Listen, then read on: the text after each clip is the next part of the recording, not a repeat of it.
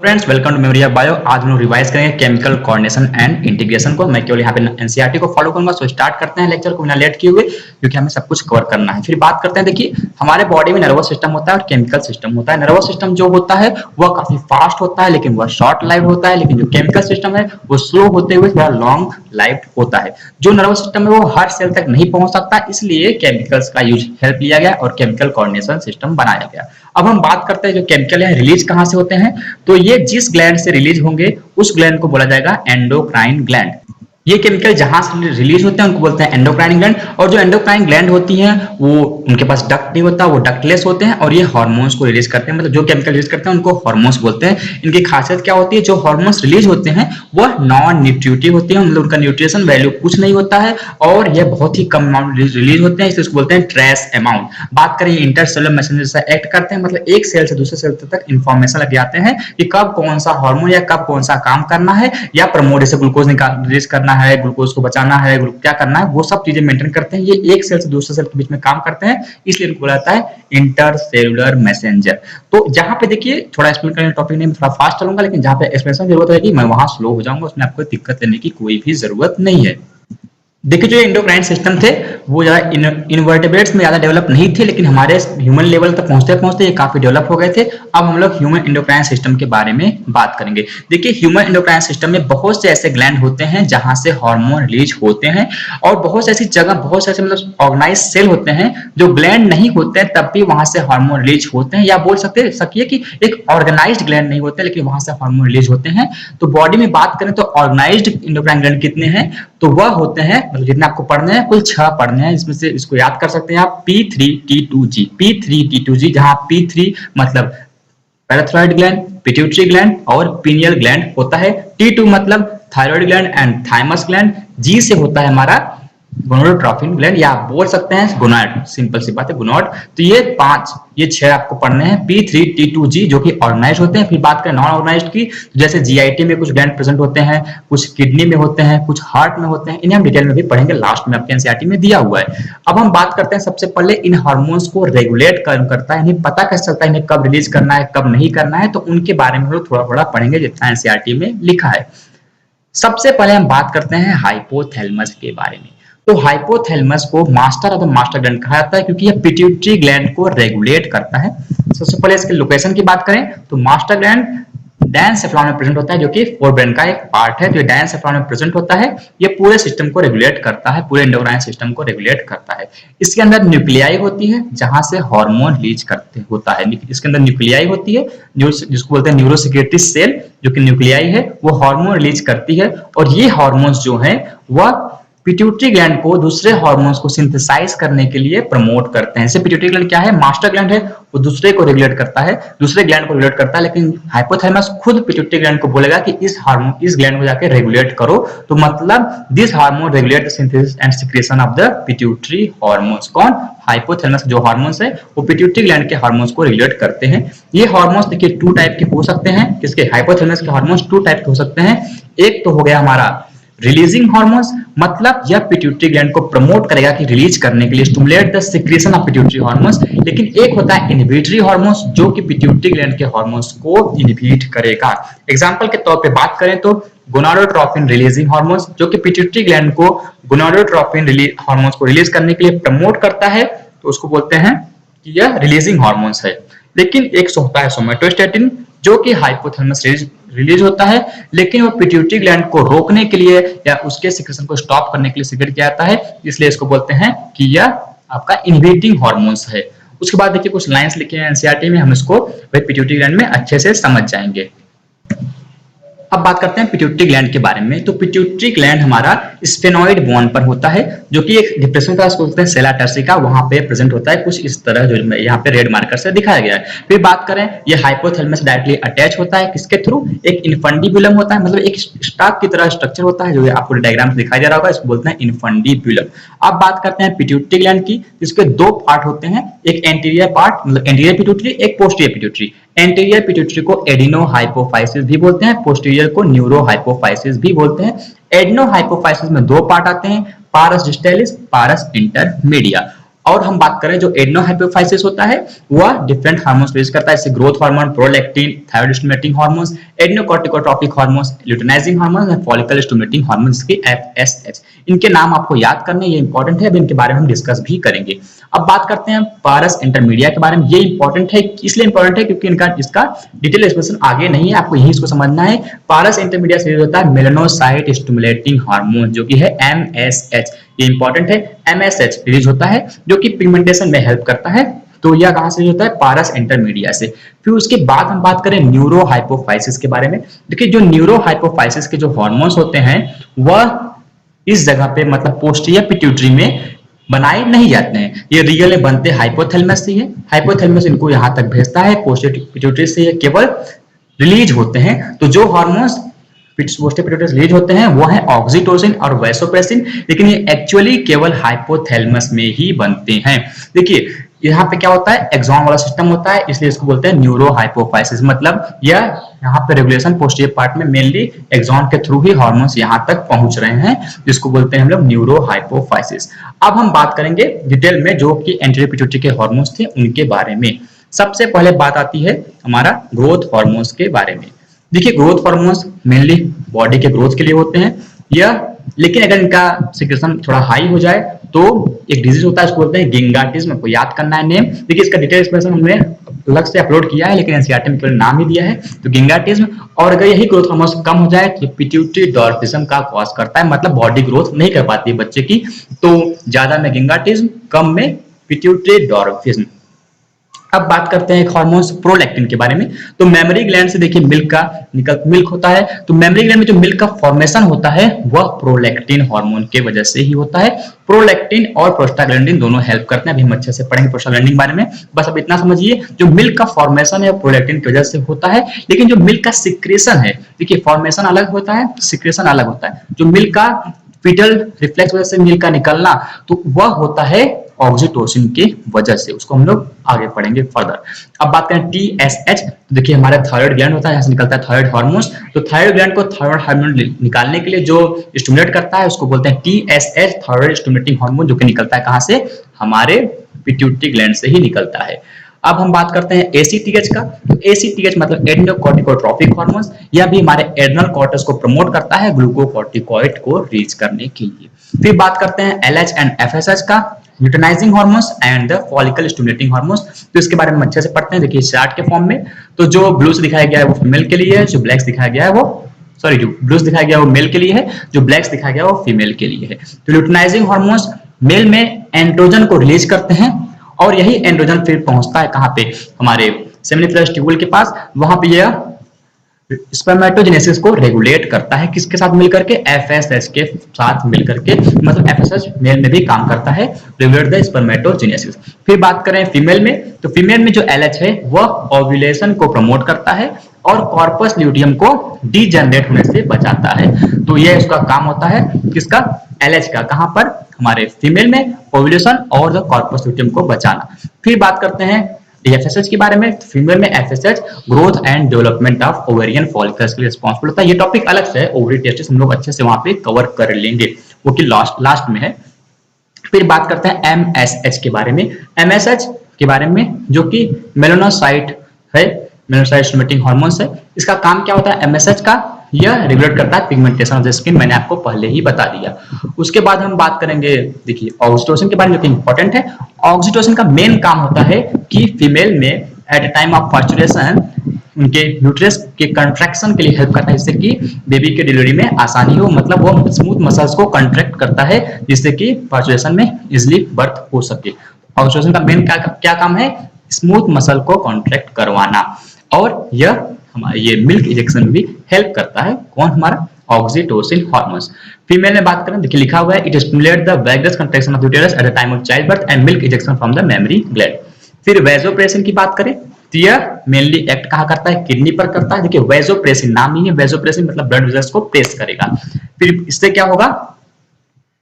Blood pressure बढ़ेगा, simple सी बात है। वैसोप्रेसिन से क्या होता है? ब्लड प्रेशर बढ़ता है, और यह काम करता है कि बॉडी में वाटर लॉस ज्यादा ना हो सके, उसको बचाने की कोशिश करता है, इसलिए इसको बोलते हैं एंटी डायूरेटिक हार्मोन। इसको वैसोप्रेसिन को, क्योंकि यह डिस्टल ट्यूबुल से वाटर लॉस को बचाता है, जो कि एक पार्ट है हमारा रेस्पिरेटरी सिस्टम का, हम लोग वहां भी इसको अच्छे से पढ़ते हैं। बस आपको याद करना है कि एडीएस का क्या काम है, एडीएस किसको बोलते हैं, ये वेसोप्रेसिन बोलते हैं, या एंटी डायबिटिक हार्मोन है। फिर बात करते हैं हम पीनियल ग्लैंड के बारे में। देखिए पीनियल ग्लैंड के बारे में आप लोग को इतना ही पढ़ना है कि यह मेलेटोनिन रिलीज करता है। यह पाया कहाँ जाता है, डोर्सल साइड ऑफ फोरब्रेन, यह डोर्सल साइड ऑफ फोरब्रेन में पाया जाता है। मेलेटोनिन का क्या काम होता है कि वो 24 आवर रिदम सिस्टम को मेंटेन करता है। ऐसे होता है ना, हमें उठना कब है अपने आप याद खुल जाती है, हमें सोना कब है अपने नींद लगने लगता है, हमें भूख कम लगना है अपने आप भूख लगती है। तो 24 आवर रिदम ऑफ बॉडी को मेंटेन करता है मेलेटोनिन, जो रिलीज होता है पाइनियल ग्लैंड से। एग्जांपल याद करें, इसको पीनियल ग्लैंड या पाइनियल ग्लैंड जो बोलना चाहे बोल सकते हैं। एग्जांपल्स की बात करें, it help in the maintaining the normal rhythm of the sleep wake cycle, body temperature, ये सब ये मेंटेन करता है। इसके कुछ साइड में और भी काम है, जैसे कि मेटाबॉलिज्म को इन्फ्लुएंस करता है, बॉडी के पिगमेंटेशन को इन्फ्लुएंस करता है, मेंस्ट्रुअल साइकिल को भी एस्टिमेट कर मतलब यह रेगुलेट करता है उनकी रिदम को, क्योंकि ये भी एक रिदम ही होगा 24 आवर का। वेट और डिफेंस कैपेबिलिटी भी बढ़ाता है। तो ये कुछ काम हो गए हमारे मेलेटोनिन को, जो कि पीनियल ग्लैंड से रिलीज होते हैं, ये फोरब्रेन में प्रेजेंट होता है।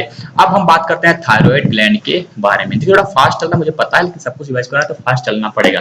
थायराइड ग्लैंड की बात करते हैं, प्रेजेंट कहाँ होता है, ये ट्रेकिया के सामने थोड़ा सा लेटरली प्रेजेंट होता है। ट्रेकिया में प्रेजेंट मतलब ट्रेकिया के फ्रंट प्रेजेंट होता है। डायग्राम्स भी देख सकते हैं, ये तो पैराथायराइड का डायग्राम है, ऊपर है थायराइड का, यहाँ पे आप देख सकते हैं थोड़ा इधर प्रेजेंट है।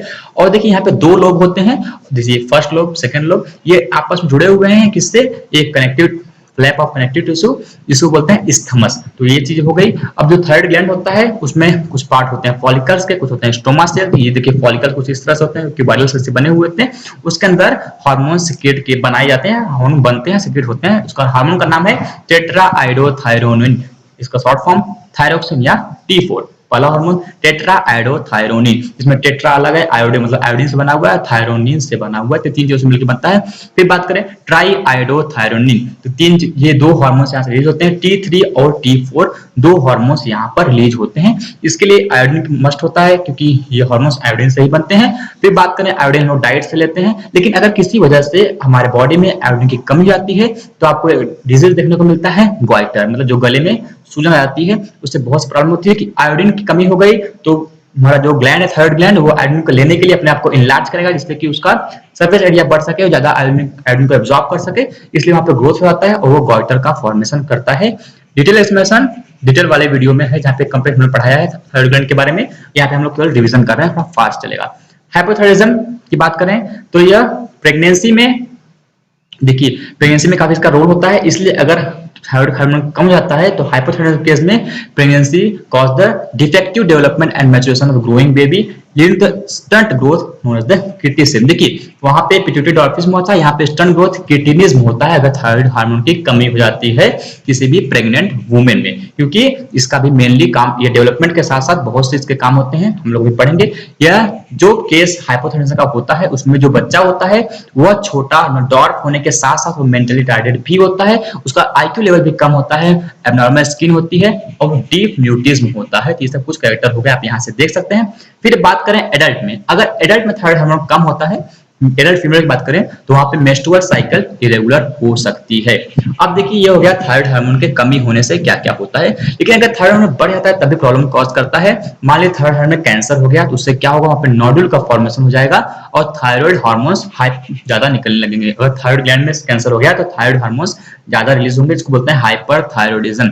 अब बात आती है थायराइड हार्मोन का काम क्या होता है। सबसे पहली बात तो ये बीएमआर को बढ़ाता है, मतलब बेसल मेटाबॉलिक रेट को बढ़ाता है। कौन, थायराइड हार्मोन। यह आरबीसी को फॉर्मेशन में भी हेल्प करता है, मतलब सबसे पहले बीएमआर बढ़ाता है, दूसरा आरबीसी के फॉर्मेशन में हेल्प करता है, तीसरा काम है देखिए बॉडी में एनर्जी चाहिए, क्योंकि ये ग्रोथ के लिए बहुत से बीएमआर बढ़ाता है, मतलब बेसल मेटाबॉलिक रेट बढ़ाता है, सेल में बहुत से प्रोसेस हो रहे हैं तो बॉडी को एनर्जी चाहिए, इसलिए यह कार्बोहाइड्रेट प्रोटीन फैट सबके मेटाबॉलिज्म को कंट्रोल करता है, या बोल सकते हैं मेनली प्रमोट करता है।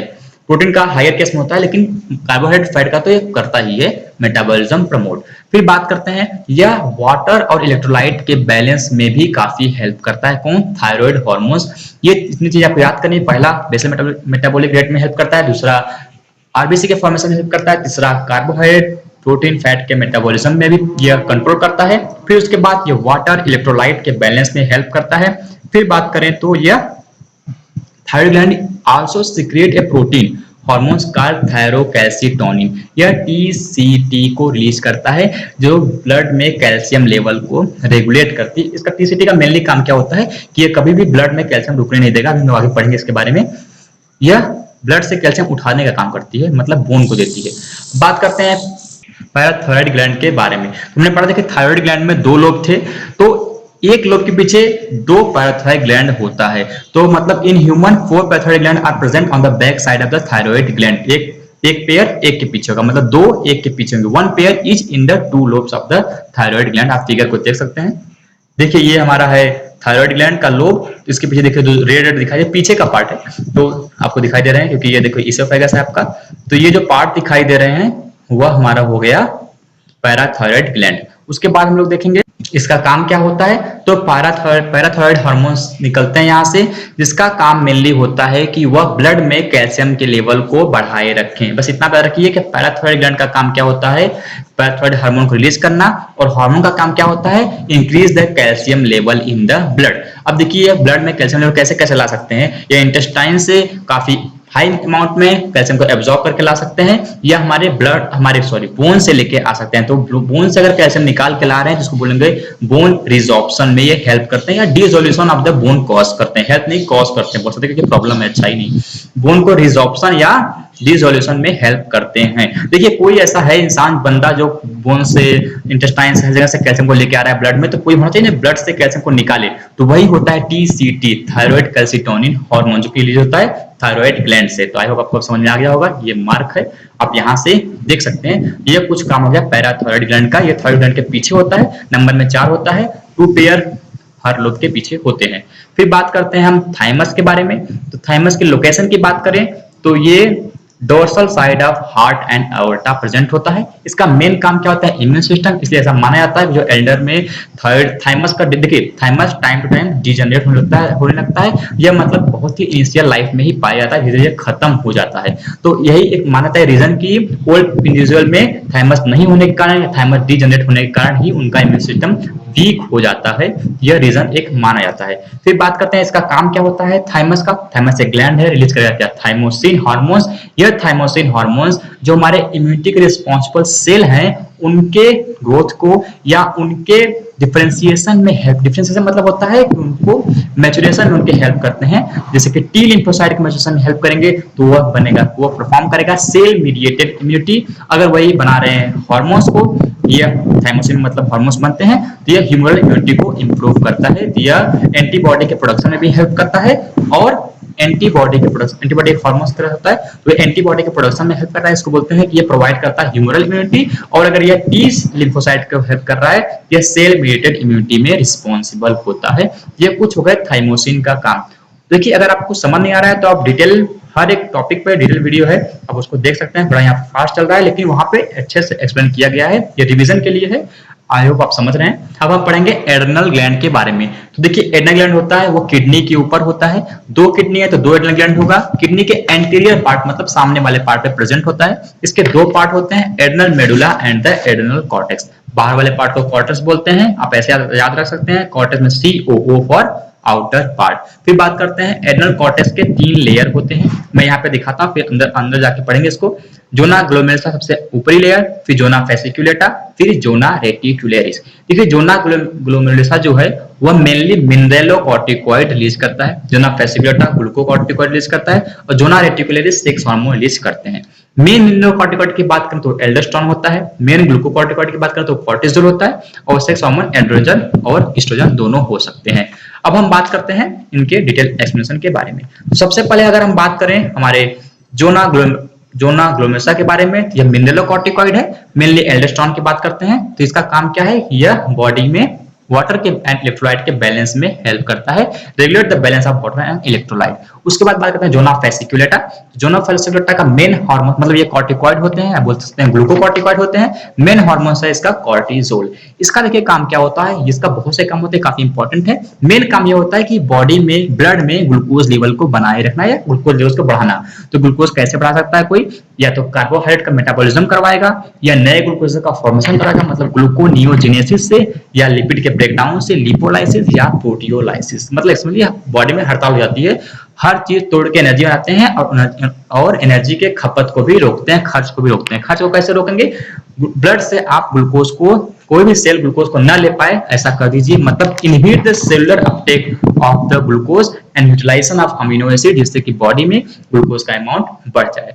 फिर बात करते हैं इसका मेन काम, जो आपके मतलब एग्जाम वाइज मेन है और क्लिनिकल मेन है, तो यह इम्यून सिस्टम को सप्रेस करता है, मतलब बॉडी के इम्यून सिस्टम को सप्रेस करता है। कौन?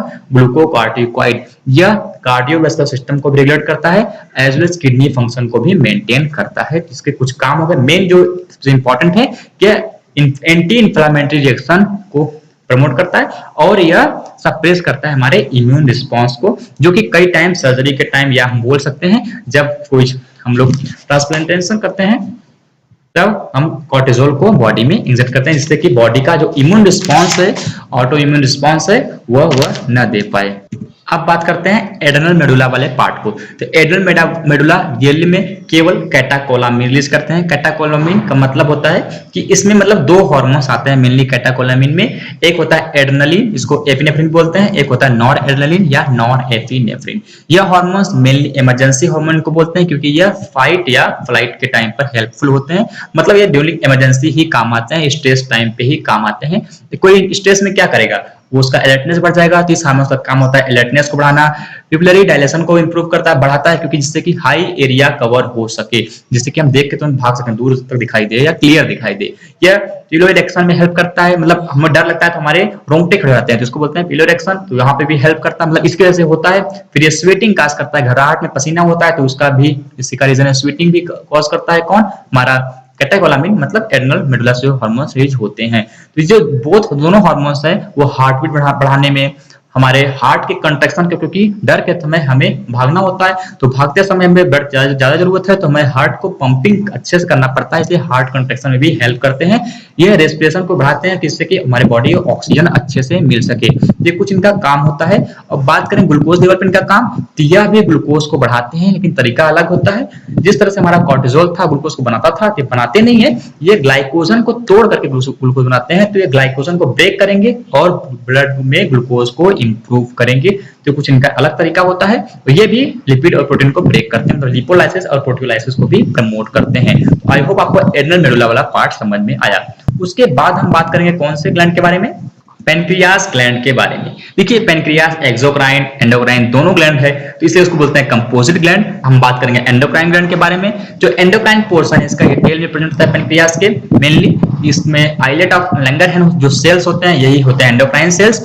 इनके नंबर होते हैं 1 से 2 मिलियन इनके नंबर होते हैं। ये केवल 1 से 2% कवर करते हैं बाकी पूरे सेल के पेनक्रियास के। अब बात करते हैं आइलेट ऑफ लैंगरहैंस में डिफरेंट ये ग्लैंड है, मतलब ग्रुप ऑफ सेल है। यहाँ पे 3 तरह के मेल सेल पाते हैं, अल्फा सेल, बीटा सेल और डेल्टा सेल। आप यहाँ पे देखिए जल्दी होगा पढ़ने में, अल्फा सेल, बीटा सेल और डेल्टा सेल। तो अल्फा सेल से निकलता है ग्लूकागॉन, बीटा सेल से निकलता है इंसुलिन, डेल्टा से निकलता है सोमैटोस्टेटिन। अब बात करें ग्लूकागॉन कब रिलीज होगा, इंसुलिन कब रिलीज होगा, सोमैटोस्टेटिन कब रिलीज होगा। तो ग्लूकागॉन कब रिलीज होता है? जब बॉडी में ग्लूकागॉन मतलब ग्लूकोज गॉन, जब बॉडी में ग्लूकोज न हो, कम हो, तो रिलीज होगा अल्फा सेल। बीटा सेल जब ब्लड में काफी ग्लूकोज हो और उसको सेल को इंटेक करना है, तो ये ग्लूकोज के इंटेक में हेल्प करता है। कौन? इंसुलिन। फिर डेल्टा सेल इन दोनों को रेगुलेट करने में, इन दोनों को मेंटेन करने में रिलीज होता है। फिर बात करते हैं आपके एनसीईआरटी बुक के बारे में। तो glucagon is peptide hormones and play important role in maintaining the normal blood glucose level. ये मतलब ग्लूकोज को बढ़ाता है। फिर glucagon act mainly on the liver cell, stimulate the glycogenolysis मतलब ग्लाइकोजन को, देखिए ग्लाइकोजन रिजर्व ग्लूकोज है ना, तो ग्लाइकोजन को तोड़ करके ये ब्लड में ग्लूकोज को बढ़ाता है।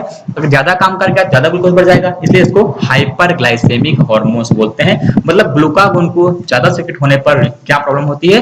हाइपोग्लाइसेमिक इफेक्ट शो करता है, बॉडी में ग्लूकोज का लेवल हाई हो जाता है। अब बात करें इंसुलिन के बारे में। यह उसका काम क्या है? ब्लड से ग्लूकोज को इंटेक करवाना सेल के द्वारा।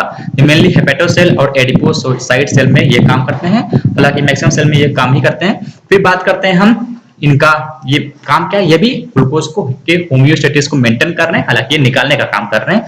अगर इनका नंबर ज्यादा हो गया तो क्या होगा? ब्लड में ग्लूकोज कम हो जाएगा, इसलिए बोलते हैं उसको हाइपोग्लाइसेमिक हार्मोन्स। इनका क्या काम है कि ब्लड से ग्लूकोज निकाल करके ग्लूकोज को सेव करो तो खर्च करो। तो ये ग्लाइकोजिनेसिस को भी प्रमोट करते हैं, मतलब ग्लाइकोजन के फॉर्मेशन को भी हेल्प करते हैं। यह देखिए ग्लूकोज के मतलब दोनों इंसुलिन और ग्लूकागॉन दोनों ग्लूकोज लेवल को मेंटेन कर रहे हैं ब्लड में, ग्लूकोज के होम्योस्टेसिस को मेंटेन कर रहे हैं ब्लड में। अब बात करते हैं, देखिए एक डिजीज है आपके एनसीईआरटी में, डायबिटीज मेलाइटस। डायबिटीज मेलाइटस मतलब प्रोलॉन्ग्ड हाइपरग्लाइसेमिया। ये कैसे हो सकता है? इसका दो रीजन हो सकता है। एक तो जो आपका इंसुलिन है वो बॉडी में इंसुलिन बने नहीं, इंसुलिन बनेगा नहीं तो क्या होगा, इंसुलिन ब्लड से कोई निकालेगा नहीं, तो ब्लड में हमेशा ग्लूकोज भरा रहेगा, इसलिए उसको बोलते हैं प्रोलॉन्ग्ड हाइपरग्लाइसेमिया या डायबिटीज मेलाइटस। लेकिन इसका रीजन और हो सकता है कि इंसुलिन निकल रहा है लेकिन सेल वो काम नहीं कर रहा है, सेल का रिसेप्टर जिसको बोलते हैं GLUT4, GLUT2 और GLUT4 होते हैं, आपने पढ़ा होगा बायोमोलिक्यूल्स में। तो अगर ये रिसेप्टर काम नहीं कर रहे हैं तब भी इंसुलिन काम नहीं कर पाएगा, तब भी प्रोलॉन्ग्ड हाइपरग्लाइसेमिया हो जाएगा, मतलब डायबिटीज मेलाइटस हो जाएगा। इसमें एक हार्मफुल कंपाउंड भी बनता है, इसको बोलते हैं कीटोन बॉडीज।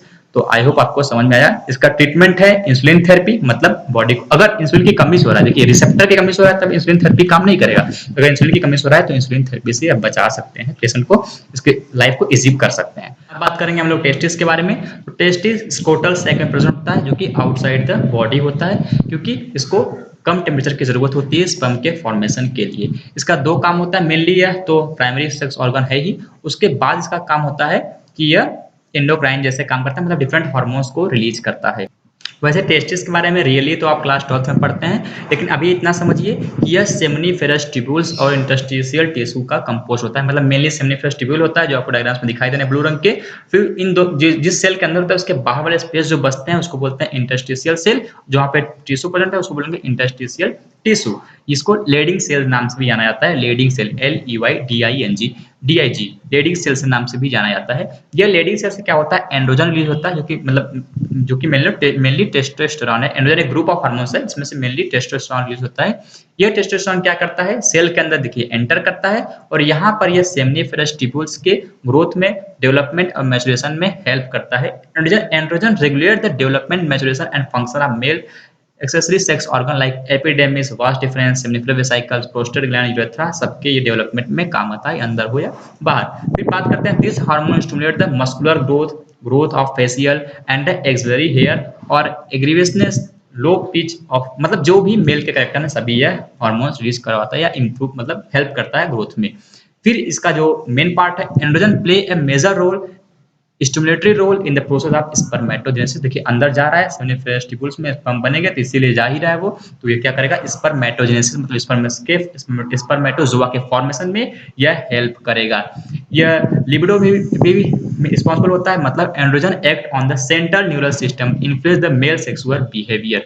फिर बात करें दिस हार्मोन प्रोड्यूस द, देखिए इन सब चीजों के लिए मस्कुलर डेवलपमेंट, फिर सेमिनिफेरस ट्यूब्यूल, ये स्पर्म के फॉर्मेशन के लिए सबको एनर्जी की जरूरत पड़ेगी, तो इसलिए यह प्रोटीन और कार्बोहाइड्रेट के मेटाबॉलिज्म या को भी इंप्रूव करता है। देखिए जो मसल है बनेंगे वो किससे, प्रोटीन से बनेंगे ना, तो यह प्रोटीन और कार्बोहाइड्रेट के सिंथेसिस में भी हेल्प करता है, मतलब बनाना मतलब एनाबॉलिक, तो ये एनाबॉलिक रोल प्ले करता है प्रोटीन और कार्बोहाइड्रेट मेटाबॉलिज्म में, तोड़ता नहीं बनाता है। ओवरी के बारे में, तो फीमेल में 1 पेयर ओवरीज होते हैं जो कि एब्डोमेन में प्रेजेंट होते हैं। इसका मेनली क्या, प्राइमरी फीमेल सेक्स ऑर्गन है ये, सेकेंडरी है एंडोक्राइन, कुछ हार्मोन्स को रिलीज करते हैं जो कि देखिए अब हम बात करेंगे इसमें जो हार्मोन्स होते हैं वो स्टेरॉइड ग्रुप के होते हैं, एस्ट्रोजन और प्रोजेस्टेरॉन होते हैं। सबसे पहले बात करेंगे जो ओवरी है वो कंपोस्ट किसकी है, वो ओवरियन फॉलिकल्स और स्टोमल सेल से मिलकर, स्टोमल टिश्यू से मिलकर के बनी होती है।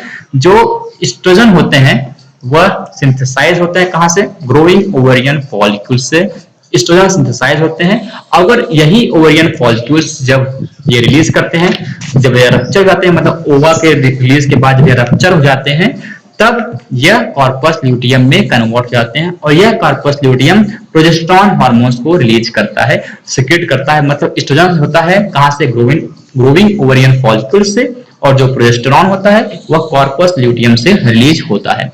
एस्ट्रोजन के काम के बारे में बात करें, जितने भी फीमेल सेक्सुअल कैरेक्टरिस्टिक के काम है यही करता है, मतलब फीमेल सेकेंडरी सेक्स ऑर्गन है तो developing of the growing ovarian follicles, appearance of the female secondary sex characters, high pitch वाली एक्सेट्रा। फिर मेमोरी ग्लैंड के डेवलपमेंट में भी काम करता है। और देखिए जब मेमोरी ग्लैंड की हम बात करते हैं तो वहां पे बहुत से हार्मोन्स प्ले रोल में आ जाते हैं, जैसे कि आप ऐसे याद कर सकते हैं एस्ट्रोजन को छोड़ करके PPO, देखिए एस्ट्रोजन तो करता ही है, मतलब उसको छोड़ करके ट्रिक याद करना, ऐसा नहीं कि एस्ट्रोजन को मतलब एस्ट्रोजन नहीं करता है। PPO, P for prolactin, P for progesterone, O for oxytocin.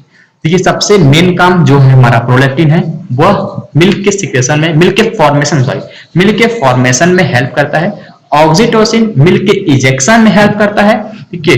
और बात करते हैं प्रोजेस्टेरॉन को, तो यह जो मेमोरी ग्लैंड है उसके ही फॉर्मेशन में हेल्प करता है, मतलब एल्वियोलाई को डेवलपमेंट में हेल्प करता है, जहां पे मिल्क स्टोर रहता है या मिल्क का फॉर्मेशन जहां पे होता है। ये मतलब पूरे इंटरनल स्ट्रक्चर के डेवलपमेंट में हेल्प करता है हमारा प्रोजेस्टेरॉन। देखिए इसीलिए डिलीवरी से पहले मिल्क सीक्रेट नहीं होता है, क्योंकि तब प्रोजेस्टेरॉन नहीं सीक्रेट होता है। प्रोजेस्टेरॉन का सबसे पहले काम क्या है कि वो एल्वियोलाई के डेवलपमेंट को या सैक लाइक स्ट्रक्चर के डेवलपमेंट को हेल्प करता है और मिल्क सीक्रेशन में भी हेल्प करता है। तो देखिए सीक्रेशन मतलब होता है फॉर्मेशन और इजेक्शन मतलब होता है रिलीज।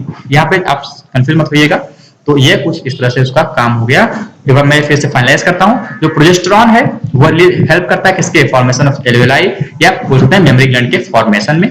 जो प्रोलैक्टिन है वो मिल्क के फॉर्मेशन में करता है। जो ऑक्सीटोसिन है वो मिल्क के इजेक्शन में हेल्प करता है, क्योंकि यहाँ से क्वेश्चन काफी आते हैं। फिर हम बात करते हैं hormones of heart, kidney and GIT. सबसे पहले हार्ट की, तो हार्ट से निकलता है एट्रियल नाइट्रियूरेटिक फैक्टर ANF, जो रिस्पॉन्सिबल होता है ब्लड प्रेशर को डिक्रीज करने में या ब्लड प्रेशर को कम करता है। कैसे कम करेगा भाई? तो ब्लड प्रेशर को कम करना है तो जैसे मान लीजिए किसी पाइप में प्रेशर कम हो तो पाइप को बढ़ा दीजिए, तो डायलेशन ऑफ ब्लड वेसल्स से ये ब्लड प्रेशर को कम करता है। कौन सा hormones? ANF, atrial natriuretic factor. हालांकि ब्लड प्रेशर टॉपिक को हम लोग अच्छे से पढ़ना है तो आप हमारे ये एक्सक्रीटरी सिस्टम वाले वीडियो को देखिए, वहां से आपको हर चीज क्लियर हो जाएगा। फिर बात करते हैं juxtaglomerular cell of the kidney. यह देखिए जस्टाग्लोमेरुलस सेल क्या रिस्पांसिबल है? Mainly responsible for the renin production, जो कि यहाँ पे नहीं है, लिखा है भी आपके यहाँ पे। तो हम यहाँ पे जो काम है उसका काम है कि इरिथ्रोपोइटिन रिलीज करता है। इरिथ्रोपोइटिन मतलब इरिथ्रोपोइसिस को हेल्प करने वाला हार्मोन। इरिथ्रोपोइसिस मतलब फॉर्मेशन ऑफ द आरबीसी। तो ये आरबीसी के हेल्प करता है कौन? जस्टाग्लोमेरुलस सेल, जो कि किडनी पे प्रेजेंट होता है। फिर बात करें हम लोग जीआईटी की, मतलब गैस्ट्रोइंटेस्टाइनल ट्रैक्ट के बारे में। तो जीआईटी से डिफरेंट 4 मेजर पेप्टाइड रिलीज होते हैं। पहला गैस्ट्रिन, दूसरा सिक्रेटिन, फिर कोलेसिस्टोकाइनिन, फिर जीआईपी मतलब गैस्ट्रिक इनहिबिटरी पेप्टाइड। गैस्ट्रिन की बात करें तो यह गैस्ट्रिक ग्लैंड पे ही काम करेगा। गैस्ट्रिन है तो मेन काम क्या होता है इसका? ये सिक्रेशन ऑफ हाइड्रोक्लोरिक एसिड, मतलब हाइड्रोक्लोरिक एसिड और पेप्सिनोजन के सिक्रेशन को, मतलब मेनली आपके ऑक्जेंटिक सेल के सिक्रेशन को हेल्प करता है। यह इसमें जो सिक्रेटिन होता है वो इंपॉर्टेंट है। सिक्रेटिन एक्सोक्राइन पेनक्रियास को स्टिमुलेट करता है, not endocrine, it is the exocrine. Exocrine pancreas को सिक्रेट करता है। एक्सोक्राइन पेनक्रियास से क्या निकलता है? वो निकलता है बाइकार्बोनेट आयन और डिफरेंट केमिकल्स बोल सकते हैं, एंजाइम बोल सकते हैं, डिफरेंट एंजाइम निकलते हैं एक्सोक्राइन से और बाइकार्बोनेट आयन निकलता है। फिर बात करें सीसीके से, मतलब कोलेसिस्टोकाइनिन से, यह पैंक्रियास और गॉलब्लैडर दोनों पे काम करता है। इसका काम क्या है? यह पैंक्रियाटिक एंजाइम को भी रिलीज करवाएगा और बाइल जूस को भी रिलीज करवाएगा। अब हम बात करते हैं, देखिए पैंक्रियाटिक एंजाइम पैंक्रियास से होगा, बाइल जूस कहां से होगा? गॉलब्लैडर से होगा। फिर जीआईपी गैस्ट्रिक इनहिबिटरी पेप्टाइड, मतलब गैस्ट्रिक के इनहिबिट करने वाला पेप्टाइड। क्या इनहिबिट करेगा? मोटिलिटी, जैसे कि मूवमेंट कम हो, मूवमेंट कम होगा तो डाइजेशन थोड़ा कम होगा, क्योंकि वहां पे मिक्सिंग कम हो जाएगी। ये आप ऐसे याद कर सकते हैं। फिर several other non endocrine tissue secret the hormones called the growth factor. बाकी मतलब सबको कॉमनली बोली जाएगा ग्रोथ फैक्टर, जो कि बॉडी ग्रोथ में रिस्पॉन्सिबल होते हैं। This factor are essential for the normal growth of tissue and the repairing of regeneration. ये जरूरी नहीं ग्रोथ मतलब लंबाई बढ़ना, ग्रोथ मतलब हर सेल का मेंटेन करना, दूसरे नए सेल बनाना, ये सभी ग्रोथ के फैक्टर होते हैं। तीन सब में बहुत से हार्मोन अपना रोल प्ले करते हैं। फिर बात करते हैं हम लोग mechanism of the hormones action. हम अभी तक पढ़ रहे थे कि हार्मोन्स क्या करते हैं, अब कैसे करते हैं वो पढ़ेंगे, वो हार्मोन्स कैसे काम करते हैं। देखिए हार्मोन्स क्या होता है, किसी भी सेल के पास जाएंगे तो वहां पे रिसेप्टर प्रेजेंट होता है और वह रिसेप्टर उस हार्मोन के लिए स्पेसिफिक होता है। तो हार्मोन के रिसेप्टर होते हैं सेल में, वह स्पेसिफिक होते हैं जो कि सेल मेम्ब्रेन में प्रेजेंट होते हैं। देखिए 2 तरह के हार्मोन होते हैं। एक हार्मोन ऐसे होते हैं जो सेल के अंदर एंटर नहीं कर सकते, क्योंकि मेम्ब्रेन लिपिड का है, जो लिपिड के अंदर जा पाएगा वही एंटर करेगा। तो एक होते हैं जो सेल के अंदर एंट्री नहीं कर सकते और एक होते हैं जो कर सकते हैं। जो एंट्री कर सकते हैं उनका जो रिसेप्टर है वो इंट्रासेलुलर रिसेप्टर होगा, मतलब सेल के अंदर प्रेजेंट होगा।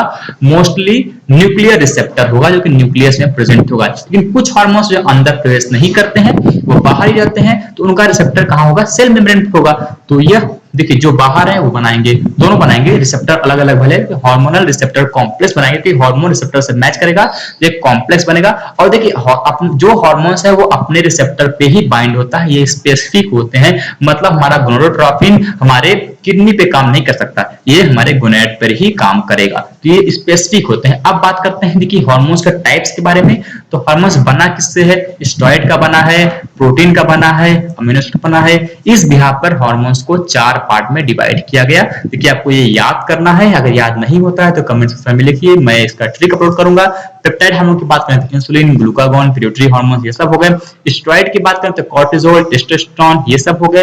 एंडोथायरोनिन मतलब सीधी बस आयोडोथायरोन, सॉरी आयोडोथायरोन मतलब आयोडीन से बना हुआ कौन सा हार्मोन है? Thyroid hormone. फिर amino acid derivative epinephrine, norepinephrine. अब ये काम कैसे करते हैं? तो मैं ये चार्ट जो दिया हुआ है एनसीईआरटी में वहां समझते हैं हम लोग, इजी पड़ जाएगा आपको।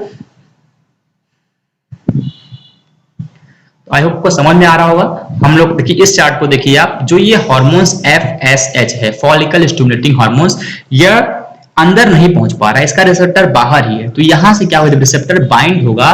देखिए एक बोलते हैं संदेश, कोई दरवाजे के पास आया, अंदर घर के नहीं आ सकता, तो क्या बोलेगा? दूसरे से मैसेज भिजवाएगा। तो मैसेज को कैसे भिजवाता है ये? तो वह एक सेकेंडरी मैसेंजर होते हैं, जैसे कि साइक्लिक AMP और कैल्शियम, इनके थ्रू देखिए हार्मोन्स यहाँ पे गया, ये हार्मोन्स यहाँ पे गया, और सेकेंडरी मैसेंजर क्या होंगे? ये हार्मोन्स यहाँ पे जैसे ही पहुंचेगा, सेकेंडरी मैसेंजर रिलीज होंगे, साइक्लिक AMP और कैल्शियम, ये क्या करेंगे? बायोकेमिकल रिस्पांस को शो करेंगे। उसके बाद ये फिजियोलॉजिकल रिस्पांस मतलब अपने काम को करने लगेंगे। FSH का क्या काम था? ओवेरियन ग्रोथ का, तो यहाँ पे ओवरी का ग्रोथ होने लगेगा। तो आई होप आपको समझ में आया कि किस तरह से काम करते हैं, जो लिपिड में एंटर नहीं कर सकते हैं, या लिपिड के जो मतलब जो वाटर सॉल्युबल होते हैं, जो लिपिड में एंटर नहीं कर सकते हैं, वो हार्मोन्स कुछ इस तरह से काम करते हैं। मतलब मेनली इंपॉर्टेंट क्या है? सेकेंडरी मैसेंजर भेजते हैं, उसका नाम क्या है? साइक्लिक AMP या कैल्शियम, ये एग्जांपल है, और भी हो सकते हैं। फिर कुछ हार्मोन्स ऐसे होते हैं जो स्टेरॉइड होते हैं, जो लिपिड में एंटर कर सकते हैं, जैसे कि एस्ट्रोजन। तो ये क्या करेगा? डायरेक्टली एंटर करेगा सीधा सेल में, सीधा न्यूक्लियस के अंदर, यहाँ पे होगा रिसेप्टर, तो वो रिसेप्टर से बाइंड करेगा, ये जीनोम को इफेक्ट करेगा। उसके बाद यहाँ पर देखिए जीन से बनता है प्रोटीन, डिफरेंट काम होना शुरू हो जाएगा। तो ये हार्मोन्स कुछ इस तरह से काम करते हैं। तो आई होप आपको समझ में आया पूरा एंडोक्राइन सिस्टम।